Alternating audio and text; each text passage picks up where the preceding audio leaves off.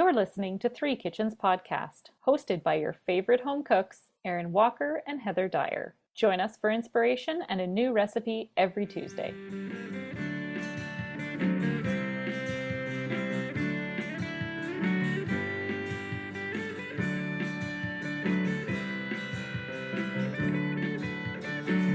Hello and welcome to today's episode of Three Kitchens. I'm Erin Walker and I'm Heather Dyer. Hello, hello.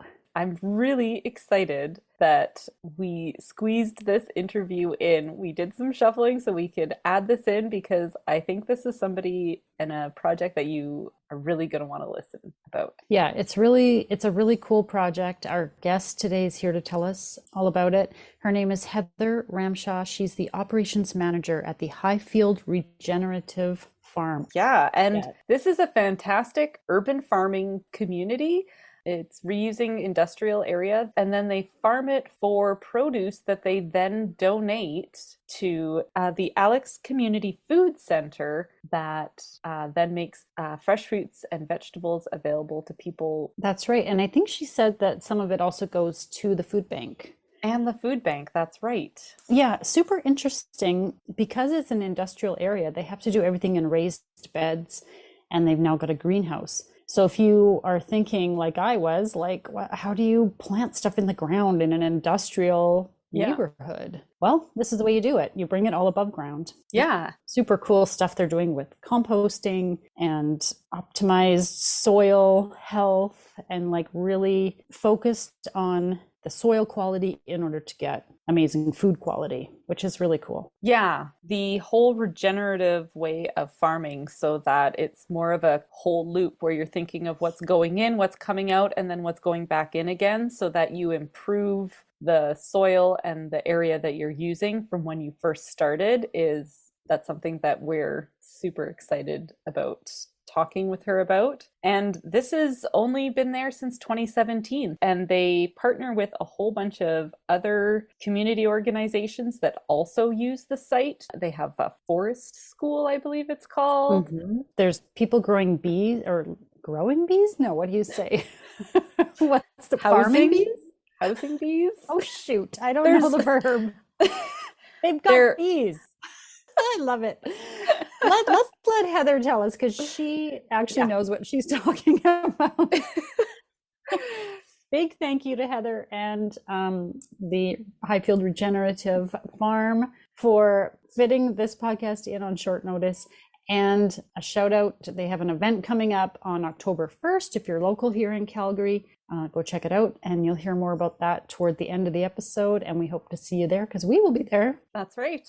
Because this is all happening in real time, we're going to come back with a bonus episode later this week where we share our experience at the event Soupalicious that the Highfield Regenerative Farm is putting on the weekend. And we are going to cook and make some soups to share with you guys. We're going to make soup because the event is around soup and we can tell you all about the event if you weren't able to be there. Okay. Let's get to our chat with Heather. Well, welcome, Heather, to the podcast. We are so excited. Are you pausing because you think it's going to be confusing with two Heathers? Because I'm realizing we have two Heathers. Yeah. It'll be fine. Amazing. Well, thank you. So can you tell us what the Highfield Farm is and how it kind of all began here in Calgary? Yeah, for sure. So the Highfield Regenerative Farm project, we are a community urban farm hub, and we are transforming 15 acres in the industrial part of Calgary into an active urban farm and green space. The whole project came about back in 2017. The city of Calgary identified this property as an underutilized piece of land. Okay. So if folks are from Calgary, they generally remember this site as the old Blackfoot Farmers Market. Oh, okay. Right. So yeah, back in the 90s, it was very popular for that. And then once they moved off the site, not a heck of a lot happened here. So it just kind of became overgrown. And then the city realized there was a lot of potential here and opened a call for proposals. So anybody in Calgary could have submitted a proposal as long as it had to do with urban ag. They specifically wanted to see agricultural activities happen on this site as part of the Calgary Eats Community Food Action Plan. And a couple of years later, dealing with all the details, and the Highfield Farm project came to sign a lease with the city for this property. So that was in 2019. We partnered with the Compost Council of Canada to really move things forward. They're a national nonprofit. They have a great network all across the country. They really encourage folks to recycle organics to grow nutrient dense food. So the values lined up really nicely, and we started working with them. And yeah, ever since we just kind of been growing away. So we're in technically our 5th year on the property, really kind of our 3rd growing season at this point. And we work a lot with volunteers and organizations and businesses that share our values to grow food and activate the space in unique ways, and create compost and build healthy soil. And yeah, it's been an adventure so far. No kidding. So there's Mhm. 4 of you that came together to start the project. Is that sort of my understanding? Yeah, there were 4 co-founders: Jeremy Zoller, Jay Fish, Jack Goodwin, and Mike Dorian. I was brought on as a staff in 2021. So I'm the operations manager, and I've been here for 3 years now, about. Nice. Being in an industrial area, is there like any concern with what other types of industry is happening around it? Like you can imagine things, you hear things all the time about, I don't know, like remediation that needs to be done if there were like Mhm. fuel tanks underground, or like, I don't know, that type of stuff. Was that ever a consideration for this spot? Yeah, so technically we are, slated as a brownfield site. And our primary land use is, of course, industrial, because we are in the industrial area, and we've been granted a secondary land use of agriculture. Okay. So we do have some interesting aspects that we have to work around because of this kind of potential for contamination on the site. We've done preliminary soil tests, and there's been no red flags, but still we grow everything above ground. So Mhm. in the market garden, in the greenhouse, all over the site, we have kind of this barrier between the soil that was originally here and the soil that we are growing in. So we're kind of beginning this soil building process from the ground up, and trying to maintain that barrier between the earth and and what we've brought in, just in case. In my personal research of this history of this site, there hasn't been any actual industry happening here, but of course we are surrounded by, we've got stand-ins on one side, and there's all these warehouses and everything around. So just being cautious of that, but we do grow everything above ground to avoid anything like that happening, any Oh, transfer. okay. Oh, that's really interesting. So, can you explain to us what regenerative farming is and how this kind of fits into sort of all the definitions we hear about organic farming and sustainable farming, and sort of where that falls, what sort of practices you put into place? Regenerative agriculture essentially is a holistic approach to growing food. So, a holistic ecosystem approach. So, as the producer, you recognize your position within the environment. It's not about taking control of the environment, it's about working with nature to produce food. And the intention is always to leave your environment better than you found it. So, of course, with kind of our conventional agriculture, large scale commercial, we're often, pulling nutrients from the soil and using synthetic fertilizers to replenish those. In regenerative ag, the soil is the main focus. So, when we talk about soil health, we really are talking about the biological health of the soil. So, the nutrient value in the soil is, of course, important, but the biological life in the soil is really what we focus on. And so we see that from our composting program. Our compost club creates all of our compost here on site, and they use a small batch hot hot composting method that really encourages the development of like bacteria, good bacteria, and nematodes and fungal networks and things like that, because really that soil food web, that is what allows the plants to communicate with one another and communicate with the environment and interact and draw nutrients from where they need to get it from. So having that really nice, well-developed soil sponge is what you're after with regenerative agriculture. Generally, regenerative agriculture incorporates livestock because, of Okay. course, livestock animals are a very important part of our environment. Unfortunately, being an urban farm, we're not allowed to have any livestock on this site at this time. So we do what we can, of course, like I mentioned, really focus on building soil health and composting. And then in the garden, you'd see sort of different strategies like using drip irrigation to reduce our water use, covering the soil with mulch, and using cover crops to really kind of give that soil food web a safe place to exist. Chopping and dropping our crops at the end of the season, so we're leaving organic matter in the soil as much as possible to feed the biology in the soil. So different things like that. Yeah, in terms of where regenerative ag falls on the spectrum of farming, of course, you've got your conventional kind of, yeah, at this point, your larger scale agriculture, which is very invasive to the environment and destructive. And then organic, which is a highly standardized practice. But of course, the attempt there is to reduce the amount of the impact on the environment. Sustainable farming, again, sustainable and regenerative, there is no stamp of approval like you have with organic. So it's really more just about reducing that footprint further. Regenerative, the growing of the food is almost like a byproduct of taking care of the ecosystem as a whole. Right. Because the soil, from what I understand, is it all comes back to the soil that we're growing everything in. And if we don't have healthy dirt and happy dirt, then like you're going to have more struggles and more impacts. Yeah, for sure.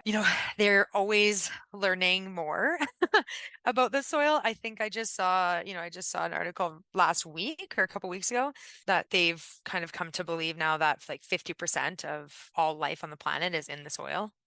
So that's quite an impressive number. And it unfortunately is something that we never think about. And especially in the times of synthetic fertilizers, it's just not something that we really consider as being a key part of the system, but it really is. And again, it really comes back to the biology, because that really is its own network that interacts so much more than we give it credit for, and is entirely responsible for the health of your plant as well as the nutrient density of your food. So the food is sort of the byproduct of what you're doing, but the soil wouldn't be what we need it or want it to be without the plant, right? Yeah, for sure. Like soil is not much just on its own without the life, and the life is what produces the food. So it all seems to be connected. And so even though the food is sort of a byproduct, is there something else you could or would grow? Yeah, I mean, of course, the plant matter is a very important piece of it too, right? But it's just another part of the soil food web. So when we are thinking about the soil food web, we're thinking about the bacteria that live in the soil, the nematodes, the protozoa, all of the microscopic creatures that really are a lot of mass within that. And they all have their own jobs within the soil food web. And then you have your kind of fungal networks, which really connect everything together. And so, of course, having the roots of the plants and whatnot, that is super important to have healthy soil, but not every ecosystem involves growing food. Of course, since we're talking regenerative agriculture, then we're talking about growing food as well. But when we discuss soil health, that's on a global level. We're talking forests, and we're talking agricultural systems, and we're talking prairie grasslands and wetlands and everything. So yeah, so in regenerative ag, it is kind of a byproduct, but there's, it kind of goes beyond that for sure. So all the crops that you're growing, are they all annual crops, or do you have any perennial crops like berry bushes or things like that you're kind of growing and producing as well? The majority of what we produce are annual, like vegetables. Okay. But we do have some perennials, mostly like our herbs, chives, mint, oregano, rhubarb, things like this. We just have to be a little cautious in terms of like root depth. So berry bushes and trees we're not able to grow at this point because of maintaining that separation. Right, right, right. Above ground. Yeah, it's definitely a weird challenge. Yeah. So at this point, we're not planning for anything like that. However, in terms of like the wider site, what we have done is just spread like tree mulch, wood mulch over the entire site. And that is to kind of suppress the weeds so that they're not spreading around so much, as well as provide a little bit of organic matter to hopefully start that soil building process. Since it was the old farmers market site previously, it's very much like a parking lot, like crush, clay all over the entire Right. thing. So of course we have kind of our road system that we've left clear and that's where we drive on. But generally, everywhere else is covered with this layer of mulch. And yeah, it'll be interesting to see over time, like how that breaks down and if we're seeing that is helping transition the soil underneath from this really hard packed clay into something that could be usable. Right. So yeah, we're a couple of years into that process, so it'll still be quite some time. But yeah, that'll be an interesting experiment for sure. Very cool. So when you say that you produce your own compost on site, are you receiving compost from people in the community, or is this all with everything that you're growing and it's all within kind of a closed system? If you're to accept sources of waste and produce large amounts of compost, you have to be an accredited facility, which is something that we hope to do at some point. But like we don't take any food waste from the community or anything, unfortunately. We do use a lot of wood chips. The recipe they use is like majority carbon, which is the wood chips are a great source for that. And then a lot of weeds that we pull, leaves that fall from the trees. And then here and there, they'll use certain inputs like coffee grounds from Starbucks or brewery waste from Village Brewery. And so those super small amounts that we're doing this like really small batch composting method, we can manage, but we're not taking any external waste at this point. Okay. Is Highfield Farm part of a broader, say, network of similar industrial area, like urban farms, I guess? Like, are you part of a bigger network that maybe you learn from and exchange information with? And like, is this a movement or? Yeah, that's a great question. There are a couple of different networks that we like to plug into. There's the Urban Farmers of Calgary. It's a small, tightly knit group. So we're always, texting back and forth to see if people have extra row cover or any suggestions on how they're managing with the flea beetles this year and things like that. So there's a few key players that, we like to check in with throughout the season and really support in that way. So that's super fun. And that's just in our own community. And then beyond that, we are also a good food organization. So that is the network of food-focused organizations through the Community Food Centres Canada. So the Community Food Centres Canada have food centers across the country. There's one in Forest Lawn, affiliated with the Alex. And then they also have this kind of secondary network of good food organizations, which Highfield Farm is a part of. And it gives us access to learning opportunities and knowledge exchanges and different grants and resources. There's a lot of different kinds of organizations within that network. So we're not all farms by any means, but there are quite a few like urban farms or community gardening projects. So having access to that network is really nice as well because they do like a monthly knowledge swap and we kind of go through different topics. So, and just getting ideas from across the country has been super helpful as well. So we see on your website that you can become a member. What do members access and use at your farming site? Yeah, so in order to keep it super accessible, we have our membership program, but there's the free membership, and that is where the majority of folks kind of plug in with us, and that just allows people to then come out and volunteer and participate on the farm. We went the membership route mostly to, hopefully create this sense of ownership because this project is intended to be very heavily supported by the community. This kind of sense of having a a stake in the project and being a member. We do have that free option, and folks can come in and participate. So they can come out and volunteer. They can come out to our events, join our clubs, things like that. And then we do offer some like higher levels, which have additional benefits, like a free workshop a year and access to our events for 2 people for free, and then additional discounts and things as well. And then we also have really important piece of our on-site membership is our grower members.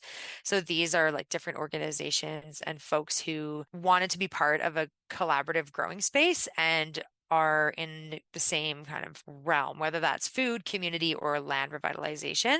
So folks like ABC Bees, who keeps bees on our property and provides workshop and learning opportunities, Basil Ranch, who grows edible flowers on the property, and even, some educational organizations like Hands On Growing and Experience Métis, who does land-based programming, and Common Digs, who runs a forest school here. So there's quite a few members that activate the space in really fun and unique ways and provides a place for our other members, our individual folks, to come out and kind of plug in with what really interests them. That's Cool. fantastic. That is a really interesting community. And I like that it is on everyone else to keep it going, right? Like it's not just being propped up for them. It's for everybody to kind of join in and participate and keep it running. That's so cool. Yeah, for sure. I mean, it's a big property, right? It's a 15-acre property, and we have 1 staff.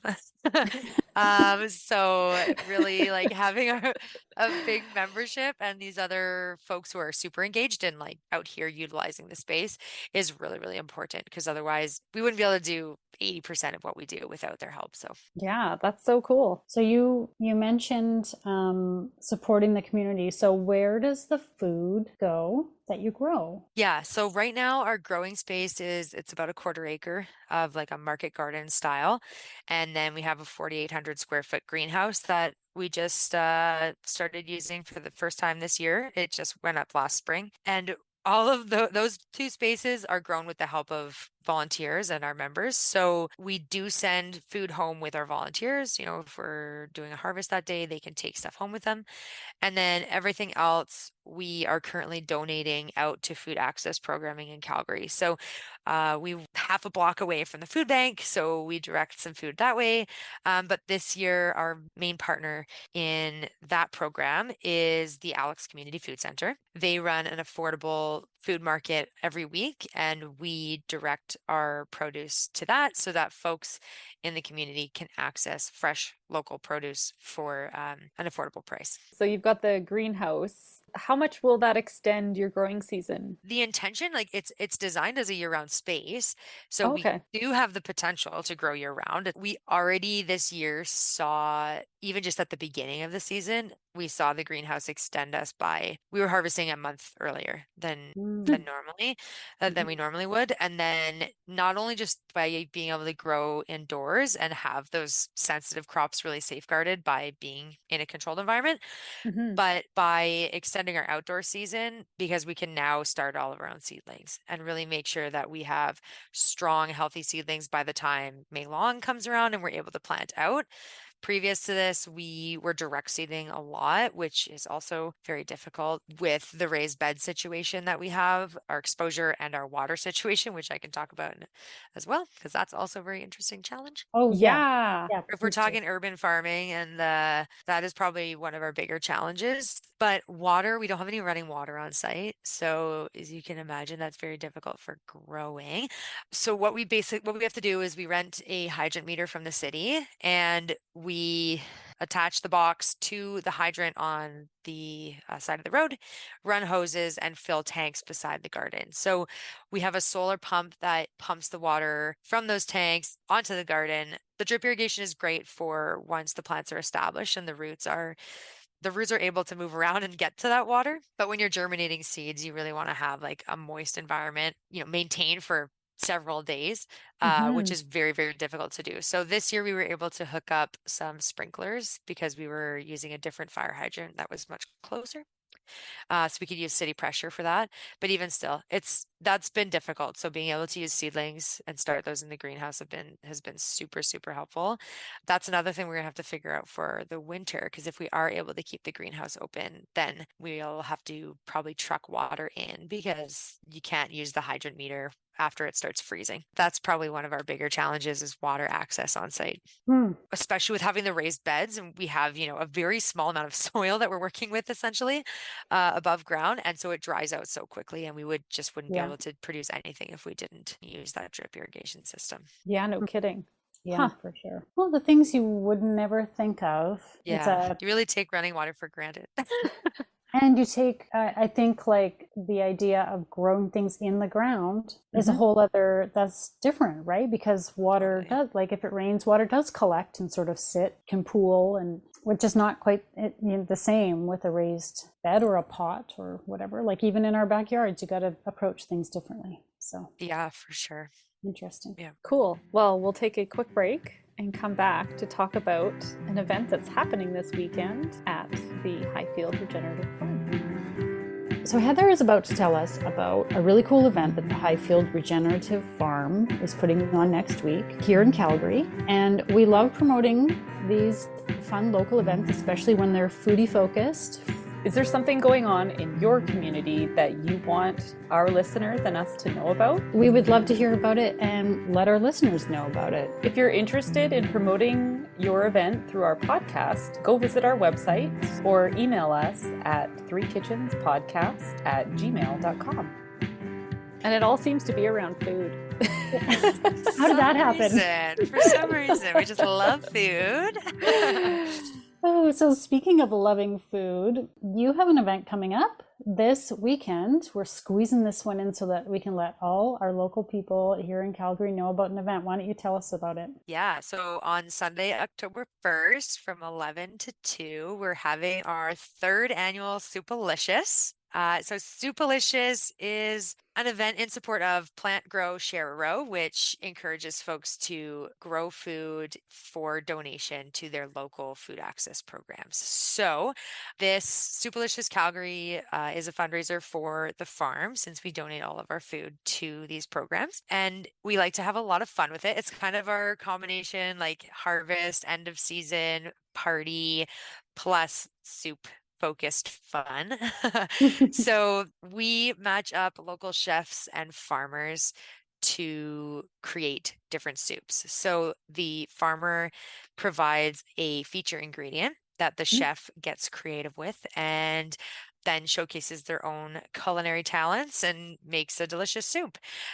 So day of, you come and you can sample all these soups. This year, I think we'll have 12 different soups to sample. Some awesome pairings like the Light Cellar and Basil Ranch, Root and Regenerate Farms, and Fresh with Fresh. We've got ABCBs and Proof, and our standing winners, Donna Mac and Micro YYC. So some really awesome pairings of local chefs and farmers. And really, it's just about kind of getting to know what food is grown in and around Calgary, because a lot of folks don't realize that, what we really can grow, since we do have such a short growing season. But folks are growing food all over, and so many creative chefs out there that are excited to, work with this local produce and really bring it to life. So yeah, it's kind of like a friendly competition and a harvest celebration, and just an opportunity to get to know some of the farmers in the area and really kind of appreciate the food that's grown in Calgary. Well, we can't wait. We have our tickets. We're ready to go. Yay! Yeah. Oh yeah, we'll be there. Awesome. That's so great. And since we're talking about soup, do you have a favorite soup? Okay, that's a great question. I actually am having soup for lunch today. Oh, look at your mason right jar. here. And this one is really good. This recipe I just got from a friend. It is a roasted tomato coconut masala soup. That sounds And it's good. so good. I've had it for lunch for the past week. It's really, really good. I'm actually at the end of it now and it's very sad. But essentially it's roasted tomatoes and a ton of roasted garlic and coconut milk and masala spices, which I never Mm. would have considered putting in a tomato soup, but it's really awesome. Yeah. That sounds good. Erin, do you have a favorite soup? Put me on the spot. Oh man, you didn't tell me you were gonna ask me what my favorite soup is. I really like the Italian lentil soup that I make. It's got bacon fried up in it, and it's got lentils and tomatoes and carrots and celery and onions. And in a good year, all those fresh vegetables get to come from my backyard garden, and it tastes so good. It pairs great with bread. So that's probably my favorite that I make. That's the best part about soup, actually, is eating bread with it. Yeah, exactly.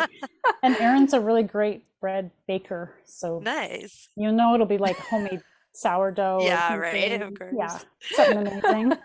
Awesome. What are you? Oh, what's mine? Okay, sorry. I love a mushroom soup, like with white wine and like really rich mushroom and thyme. And I don't know that I've ever successfully made one I really super love, but I love to eat a really amazing mushroom soup. Yeah, well, I can't wait to try the soups at Soupalicious. Nice. The mushroom soup last year won the People's Choice Award. Oh, it was very good. Oh, like a oyster mushroom bisque or something like that. It was very good. Yeah, mushroom soup is delicious. So I was reading that Soupalicious occurs in other cities as well. So it's kind of a more broad scale initiative too. Yeah. So Soupalicious is actually a Canada-wide initiative started by the Compost Council. Okay. And their plant grow share program. So so there's Soupalicious happening all across. There's a Revelstoke one, I think, and definitely in Toronto. Yeah, they happen all over. So we are super excited to be bringing it to Calgary, always in support of improving access to local food. Can you tell our listeners where they can learn more about the farm and follow and engage with you? Yeah, for sure. Visit our website, highfieldfarm.ca, and there you can get your tickets for Soupalicious. And we are also on Facebook and Instagram at Highfield Regenerative Farm. Awesome. Can't wait to go. And we'll put all those links in the show notes and link to the broader Soupalicious website as well. So if anybody in other parts of the country have a chance to go and check out in their local area, please do. And thank you so much, Heather, for joining us. This has been super interesting, and we cannot wait to visit and check out your farm. Yeah, excited to have you for Soupalicious. Thanks for having me on. And now for the fine print. Join us over on the socials, Facebook, Instagram, and YouTube, and on our website at threekitchenspodcast.com. Word of mouth is the #1 way people find a new podcast. And remember, when you like, follow, subscribe, and leave a review, it helps more people find us. Thank you so much for listening. There's some stuff happening in the background at your house, Erin. Oh shit, you can hear the nonsense? I can hear it. Yeah. Awesome. Yeah.